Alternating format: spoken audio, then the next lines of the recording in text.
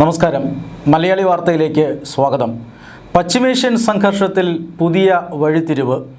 ചർച്ചകൾക്കില്ല എന്നറിയിച്ചിരുന്ന Iran ഇപ്പോൾ ചർച്ചകൾക്ക് തയ്യാറാവുകയാണ്. ചർച്ചകൾക്കായി ഇറാൻ വിദേശകാര്യമന്ത്രി അബ്ബാസ് അരഗാച്ചി ഇസ്ലാമാബാദിൽ എത്തിയിരിക്കുന്നു. അതായത് നേരിട്ടുള്ള ചർച്ചകൾക്ക് തങ്ങൾ ഇപ്പോഴും സന്നദ്ധരല്ല എന്ന് ഇറാൻ അറിയിക്കുകയാണ്. അമേരിക്കയുമായി ഇറാൻ നേരിട്ട് ചർച്ച നടത്തില്ല. പക്ഷേ ഇറാൻ സംഘം ഇസ്ലാമാബാദിൽ എത്തിയിട്ടുണ്ട്. പാകിസ്ഥാൻ പ്രതിനിധികളുമായി ഇറാൻ സംഘം ചർച്ച നടത്തും. ഇറാൻ്റെ ആവശ്യങ്ങൾ, ഇറാൻ്റെ ഉപാധികൾ എല്ലാം അവർ പാകിസ്ഥാനെ അറിയിക്കും. പിന്നീട് പാകിസ്ഥാൻ പ്രതിനിധി സംഘം US പ്രതിനിധി സംഘത്തെ ഇക്കാര്യങ്ങൾ ധരിപ്പിക്കും. ഇക്കാര്യത്തിൽ ഏതെങ്കിലും വിഷയത്തിൽ സമവായം കണ്ടെത്താനായാൽ പശ്ചിമേഷ്യൻ സംഘർഷങ്ങളിൽ ചെറിയ മാറ്റങ്ങൾ ഉണ്ടാകാനുള്ള സാധ്യതയുണ്ട്. എന്തായാലും ചർച്ചയ്ക്കില്ല എന്നറിയിച്ചിരുന്ന ഇറാൻ സംഘം ഇപ്പോൾ പാകിസ്ഥാനിലെത്തിയത് തന്നെ ഒരു ശുഭസൂചനയായി എല്ലാവരും കാണുന്നുണ്ട്. പാകിസ്ഥാൻ മധ്യസ്ഥതയുടെ റോൾ വഹിച്ചുകൊണ്ട് ഇപ്പോഴും രംഗത്തുണ്ട്. അതായത് ഇറാൻ അമേരിക്ക സംഘർഷത്തിൽ ചർച്ചകൾ വഴിമുട്ടിയ സാഹചര്യമാണ് ഉണ്ടായിരുന്നത്. ഒന്നാം ഘട്ട ചർച്ചകൾ പരാജയപ്പെട്ടു. രണ്ടാം ഘട്ട ചർച്ചകൾക്കായി വേദിയൊരുക്കിയെങ്കിലും ആരും പങ്കെടുത്തില്ല. അതിൻ്റെ കാരണം ഹോർമൂസ് കടലിടുക്കിലെ പ്രശ്നങ്ങളാണ്.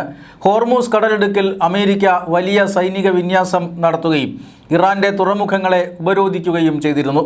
ഇറാൻ്റെ തുറമുഖങ്ങളിലേക്ക് കപ്പലുകൾ ചെല്ലാനോ അല്ലെങ്കിൽ കപ്പലുകൾക്ക് ഇറാൻ തുറമുഖത്ത് നിന്ന് പുറത്തു കടക്കാനോ സാധിക്കാത്ത രീതിയിലായിരുന്നു അമേരിക്കയുടെ ഉപരോധം. ഇത് ഇറാൻ്റെ സാമ്പത്തിക മേഖലയുടെ നട്ടെല്ലൊടിക്കുന്നതായിരുന്നു.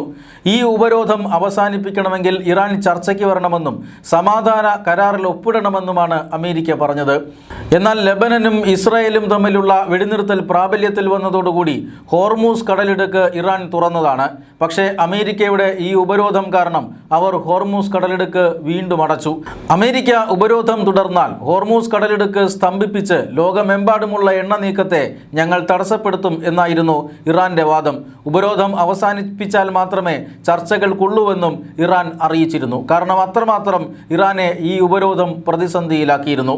ഈ ഹോർമൂസ് കടലിടുക്കിലെ ഉപരോധം മാത്രമല്ല, അമേരിക്ക ഇറാൻ്റെ എണ്ണയുമായി ബന്ധപ്പെട്ട 40ഓളം ഷിപ്പിംഗ് കമ്പനികൾ, ഇറാനിൽ നിന്നും എണ്ണ പുറത്തേക്ക് കൊണ്ടുപോകുന്ന 40ഓളം ഷിപ്പിംഗ് കമ്പനികൾ, അതോടൊപ്പം തന്നെ ഇറാൻ്റെ എണ്ണ സംസ്കരിക്കുന്ന റിഫൈനറികൾ എന്നിവയ്ക്കെതിരെ ഉപരോധം ഏർപ്പെടുത്തുകയാണ് അമേരിക്ക പിന്നീട് ചെയ്തത്. ഇതിൽ ചൈനീസ് കമ്പനികൾ അടക്കം വരും. ഇത് വലിയ രീതിയിൽ പ്രതിസന്ധി ഇറാനും ചൈനയ്ക്കും ഉണ്ടാക്കി എന്നുള്ളതാണ്. കാരണം ഇറാൻ്റെ എണ്ണയുടെ ഏതാണ്ട് 80 മുതൽ 90% വരെ ഉപയോഗിക്കുന്നത് ചൈനയാണ്. അത് ഹോർമൂസ് കടലിടുക്കിലൂടെയാണ് ചൈന കൊണ്ടുപോകുന്നത്. ഹോർമൂസ് കടലിടുക്കിലൂടെ 1970കളിലും 80കളിലുമെല്ലാം ഏറ്റവും അധികം എണ്ണ കൊണ്ടുപോയിരുന്നത് അമേരിക്കയും യൂറോപ്യൻ രാജ്യങ്ങളും ഒക്കെയായിരുന്നു. എന്നാൽ ഇപ്പോൾ ആ സ്ഥിതി മാറി. മാത്രമല്ല ചൈന ആ സ്ഥാനത്തേക്ക് വരുന്നു. ചൈനയാണ് ഏറ്റവും കൂടുതൽ എണ്ണ ഹോർമൂസ് കടലിടുക്കിലൂടെ കൊണ്ടുപോകുന്നത്. ചൈന ഇത് ശുദ്ധീകരിക്കുന്നു. അതിനുശേഷം സിംഗപ്പൂർ പോലെയുള്ള രാജ്യങ്ങൾക്ക് മറിച്ചു വിൽക്കുകയും ചെയ്യുന്നു. ഇറാൻ്റെ സാമ്പത്തിക സ്രോതസ്സിൻ്റെ നല്ലൊരു ഭാഗം ഈ മേഖലയിൽ നിന്നാണ് വരുന്നത്. 90% എണ്ണയും ചൈന വാങ്ങി ലോകത്തിൻ്റെ മറ്റു പല രാജ്യങ്ങൾക്കും മറിച്ചു വിൽക്കുന്നു. ഇങ്ങനെയാണ് ഇറാൻ പണം ഉണ്ടാക്കുന്നത്.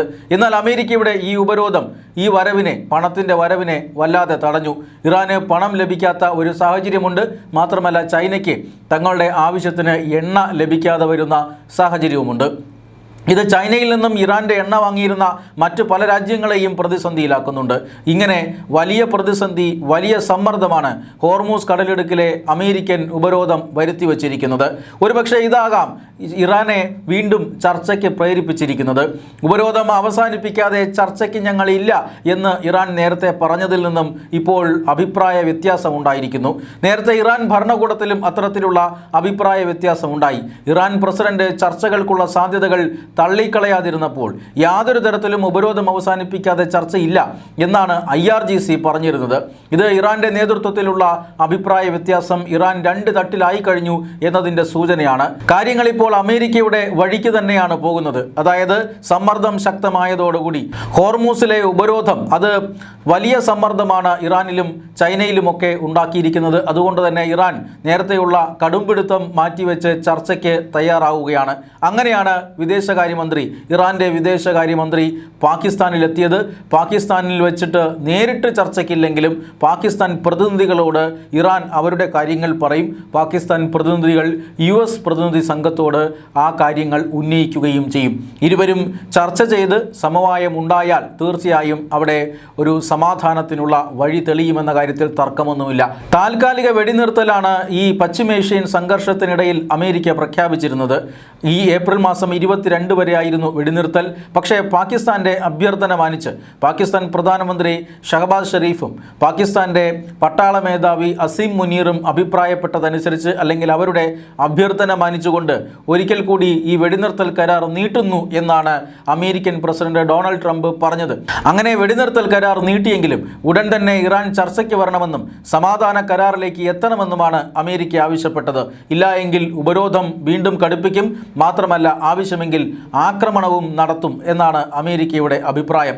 ആ ഒരു സാഹചര്യത്തിലാണ് ആക്രമണത്തെക്കാൾ ഇറാനെ ഹോർമൂസിലെ ഈ ഒരു ഉപരോധം വലിയ സമ്മർദ്ദത്തിലാക്കിയിരിക്കുന്നുവെന്ന് വേണം മനസ്സിലാക്കാൻ. വഴിമുട്ടി നിന്ന ചർച്ചകൾ അതിപ്പോഴും പുനരാരംഭിക്കാനുള്ള ഒരു ചെറിയ വഴി അത് തുറന്നു കിട്ടിയിരിക്കുകയാണ്. അതിൻ്റെ ഏറ്റവും പ്രധാനപ്പെട്ട കാരണം 3 പ്രധാനപ്പെട്ട വിഷയങ്ങളിൽ സമവായത്തിൽ എത്താൻ കഴിയാതെ പോയതാണ്. അതായത് ഇറാന് ആണവ സമ്പുഷ്ടീകരണം തുടരണം, അതിൻ്റെ അവകാശം ഇറാന് വേണം എന്ന് ഇറാൻ പറയുമ്പോൾ ആണവ സമ്പുഷ്ടീകരണത്തിൻ്റെ അവകാശം നൽകാൻ കഴിയില്ല. ഇറാന് ഒരു കാരണവശാലും ആണവായുധങ്ങൾ വികസിപ്പിക്കാനുള്ള അവകാശം നൽകാൻ കഴിയില്ല. കാരണം അത് ഇസ്രായേലിനും അതുപോലെ തന്നെ മറ്റു ചില രാജ്യങ്ങൾക്കുമൊക്കെ ഭീഷണിയായി മാറുന്നു. അതുകൊണ്ട് തന്നെ സമ്പുഷ്ടീകരിക്കപ്പെട്ട യുറേനിയം അത് അമേരിക്കയിലേക്ക് മാറ്റണം എന്നാണ് അമേരിക്ക ആവശ്യപ്പെടുന്നത്. ഈ വിഷയത്തിലാണ് അതിരൂക്ഷമായ തർക്കം ഇരു രാജ്യങ്ങളും തമ്മിൽ നിലനിൽക്കുന്നത്. ഹോർമൂസ് കടലിടുക്കിൽ അമേരിക്കയും അതുപോലെ തന്നെ ഇറാനും സംയുക്തമായി നിയന്ത്രണം വേണമെന്ന് അമേരിക്ക ആവശ്യപ്പെടുന്നു. പക്ഷേ അവിടെ ഏകപക്ഷീയമായ നിയന്ത്രണം ഇറാനാണ് എന്ന് ഇറാനും പറയുന്നുണ്ട്. എന്തായാലും മൂന്നാമത്തെ ആവശ്യം നഷ്ടപരിഹാരം സംബന്ധിച്ചിട്ടാണ്. അതായത് കനത്ത ആക്രമണമാണ് അമേരിക്കയും ഇസ്രായേലും കഴിഞ്ഞ കുറേ നാളുകളായി ഈ പശ്ചിമേഷ്യയിൽ പ്രത്യേകിച്ചും ഇറാനിൽ നടത്തിയത്. ആ ആക്രമണത്തിൽ ഇറാൻ്റെ അടിസ്ഥാന സൗകര്യ മേഖല ഒന്നാകെ തകർന്നിരിക്കുന്നു. അത് പുനർനിർമ്മിക്കേണ്ടതുണ്ട്. അതിന് വലിയ രീതിയിലുള്ള നഷ്ടപരിഹാരമാണ് ഇറാൻ ഇപ്പോൾ അമേരിക്കയോട് ആവശ്യപ്പെടുന്നത്. ആ തുക നൽകാൻ അമേരിക്ക തയ്യാറല്ല. ഈ വിഷയങ്ങളിൽ 1-2 വിഷയങ്ങളിലെങ്കിലും സമവായത്തിലെത്താൻ കഴിഞ്ഞാൽ, വിട്ടുവീഴ്ചകൾ ഇരുപക്ഷവും ചെയ്താൽ തീർച്ചയായും ഒരുപക്ഷെ ഈ 2ാം ഘട്ട ശ്രമത്തിൽ സമാധാനത്തിനുള്ള ഒരു വഴി കാണാനുള്ള എല്ലാ സാഹചര്യങ്ങളുമുണ്ട്. പക്ഷേ സ്ഥിതിഗതികൾ ഇപ്പോഴും സ്ഫോടനാത്മകമാണ് എന്നാണ് ഇന്ത്യൻ വിദേശകാര്യ മന്ത്രാലയം വിലയിരുത്തുന്നത്. കാരണം ഇന്ത്യയുടെ അടക്കം 2 കപ്പലുകൾ കഴിഞ്ഞ ദിവസം പിടിച്ചെടുത്തിരുന്നു ഇറാൻ. ഈ കപ്പലുകളെ മോചിപ്പിക്കാനുള്ള ശ്രമങ്ങളാണ് ഇപ്പോൾ ഇന്ത്യ നടത്തുന്നത്. ഈ കപ്പലുകളിലുള്ള ഇന്ത്യക്കാരുടെ സുരക്ഷയ്ക്കും ഇന്ത്യ പ്രാധാന്യം നൽകുന്നുണ്ട്. മാത്രമല്ല ഈ ഇന്ത്യൻ പൗരന്മാർ ഇറാനിലേക്കുള്ള യാത്ര ഒഴിവാക്കണമെന്നും ഇന്ത്യൻ വിദേശകാര്യ മന്ത്രാലയം കർശനമായി നിർദ്ദേശം നൽകിയിട്ടുണ്ട്.